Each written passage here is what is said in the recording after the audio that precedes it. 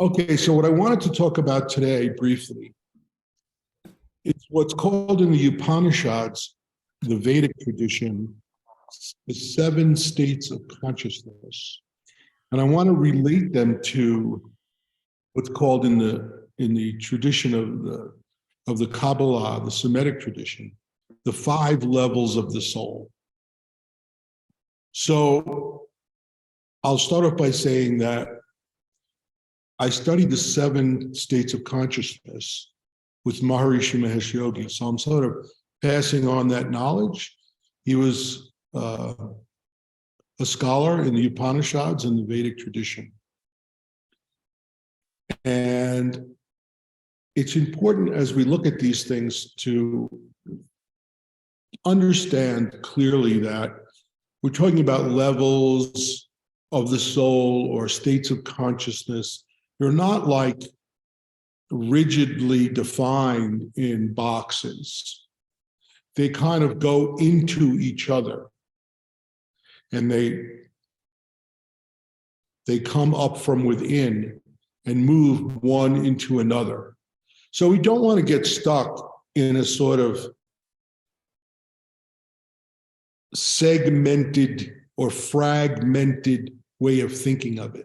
Because as you'll see by the end of my conversation, it's all about unity, right? And if we think of all these different souls, I mean, there's some teachings that these levels of the soul in the Semitic tradition are all different souls. I don't subscribe to that teaching. Again, I don't tell people how to think, but I'm just teaching you the way I was taught from Maharishi Mahesh Yogi in the Vedic tradition, and Jacob Abensor and Carlos Suarez and Abraham Abulafia in the Semitic tradition. So it's not as if we're fragmenting or segmenting these things. And last but not least, they're all really about experiencing them. The states of consciousness is an experience. So the point here is just giving you an understanding of what you may have already experienced or are experiencing or will experience.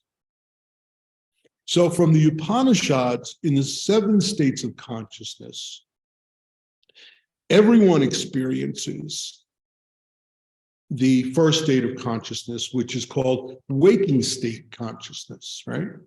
So all of us have been awake. Hopefully everyone's awake right now. So we're experiencing waking state consciousness. And we hear things, we digest them, all of that in waking state consciousness. So that we experience, the animals experience it, we experience it as animals, as who we are as humans. So that waking state consciousness, when we're awake, we experience it, simple as that. And then we have sleeping state consciousness.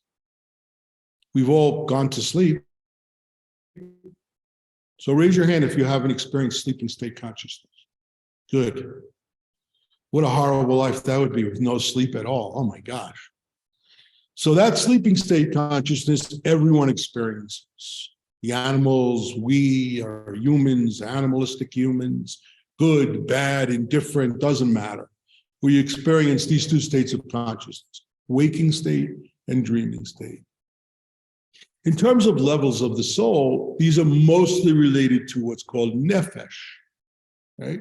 So nefesh, in a physical way, relates to our blood mostly, but it is our soul, and everyone experiences nefesh. Nefesh is all human beings, even animals have nefesh.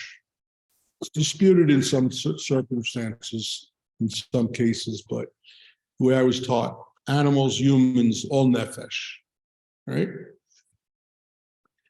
So then the next state in the Upanishads, the third state of consciousness, is called dream state consciousness.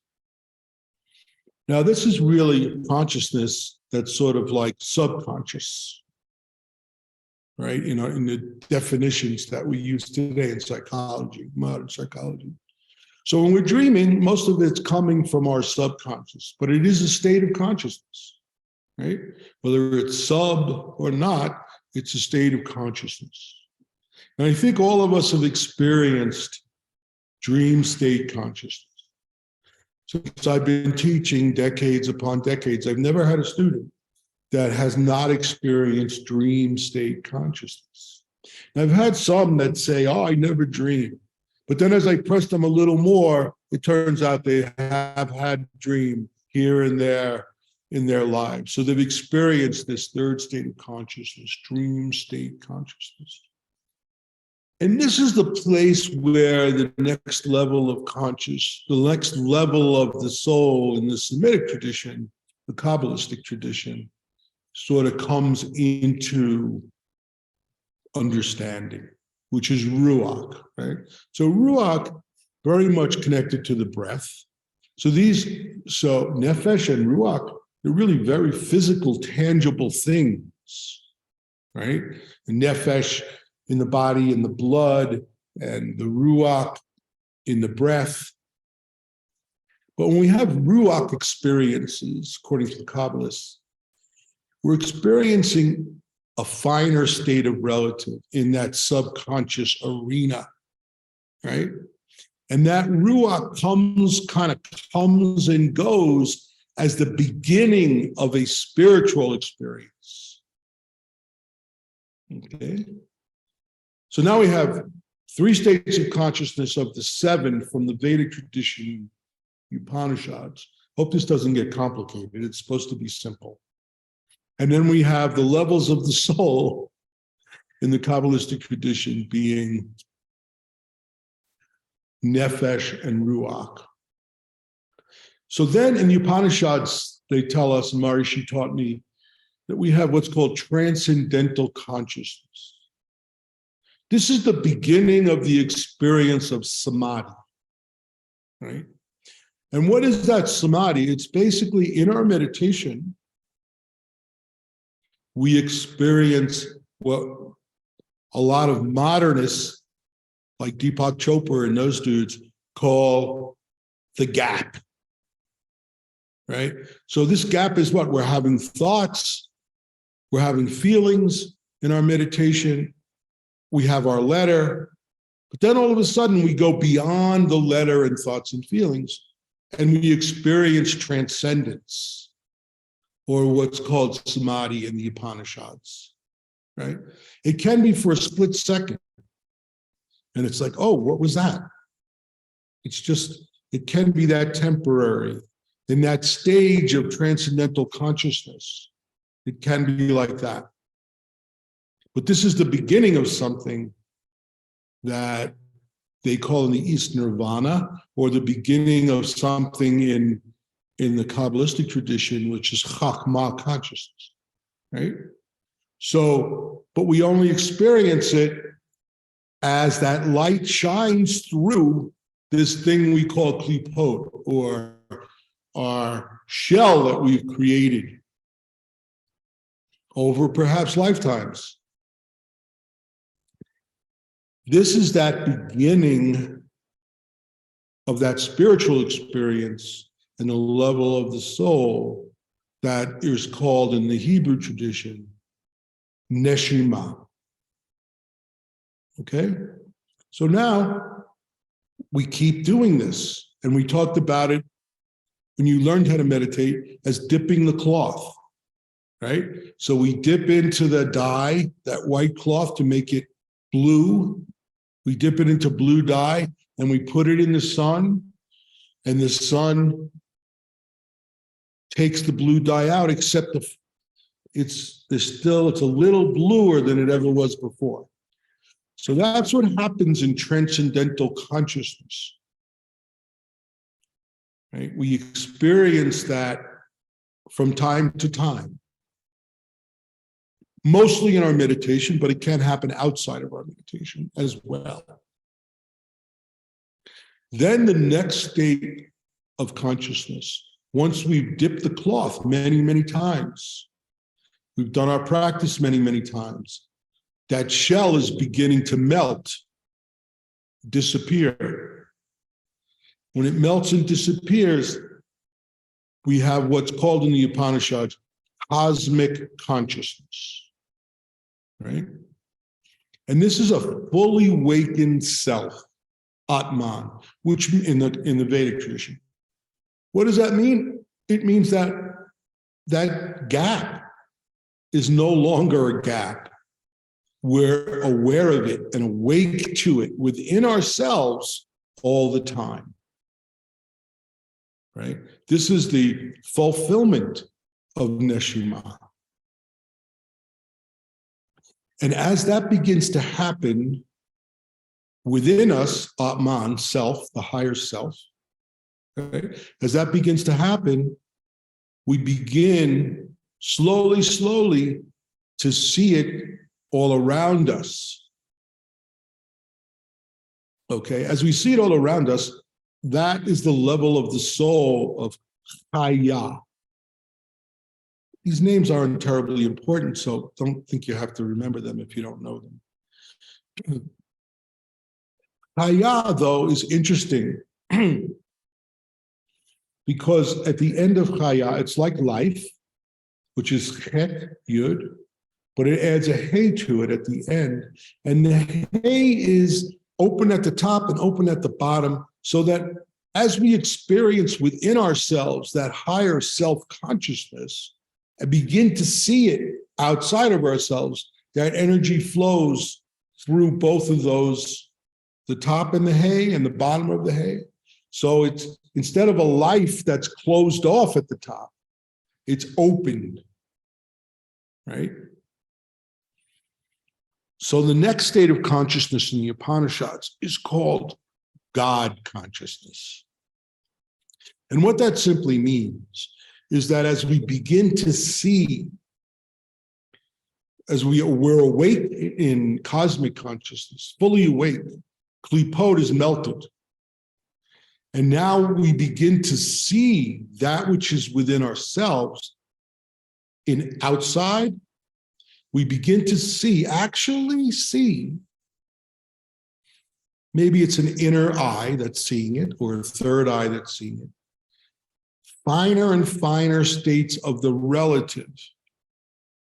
That's why it's called God consciousness, in the sense, not Ein Sof consciousness, but the finest relative you will see ultimately, and that's a celestial view. So a celestial view, the Zohar describes as the unseen in normally. So normally we don't see the finest relative.